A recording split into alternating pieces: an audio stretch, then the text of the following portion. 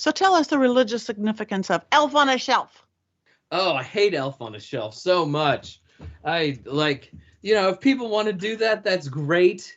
I think those elves look creepy myself, but that's just me, But Elf on a Shelf is one of the things about this time of year is it feels like everything about it is old, right? Like everything that we do, maybe our grandparents did and their grandparents before them. But sometimes a lot of these traditions are pretty new and they arise and then it feels like they've been there forever. So like Elf on a Shelf only really dates from the early 2000s when there was a book released called Elf on a Shelf and then all of the merchandise and things. So, I mean, but it took off really fast. And the idea, of course, of Elf on a Shelf is the elf is there watching you all the time to make sure that you're good and talking to Santa.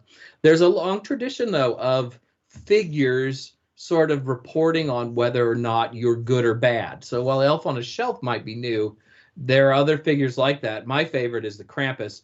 I think you are dressed impeccably today, but I'm wearing a Krampus sweater today because I love the Krampus.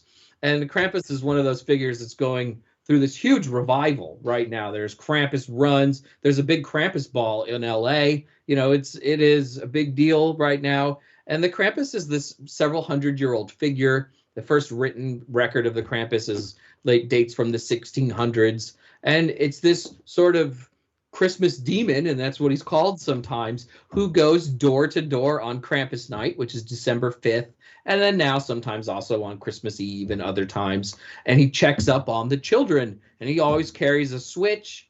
I was just talking to someone who lived in Austria. And she'd lived there. And Krampus knocks on her door. And her mother answers the door. And, has your daughter been good this year? And she's like, not really. And then this Krampus hit her with a switch. And the mom's like, no, she hasn't been that bad.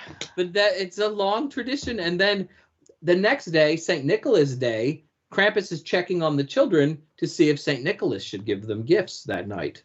The most menacing thing that the Krampus does is he's got a basket on his shoulders, and if you're a really bad child, he'll put you in the basket and whisk you to hell. And I love the Krampus. No one's exactly sure where the Krampus came from. Could it be like an old pagan idea or something? No one's really sure, but people used to dress in animal skins around the holidays, dress like animals and stuff. That's a tradition called mumming, which has gone through several mutations over the centuries. So he could come from there, but it's great that he's muscle. There's some great 19th century postcards with Krampus, with his tongue sticking out, housewives looking at him longingly. So he's kind of like the sexual id of the holiday season, which is really great because when those postcards became popular, the holiday was sort of being purged, Christmas especially, purged of its more rowdy elements. So Krampus is a way to get in touch with that. So I know you were talking about Elf on a Shelf. I went for Krampus because go for Krampus. I was going to get there, so you're reading my mind anyway. I think you would mind anyways. I thought you would be down.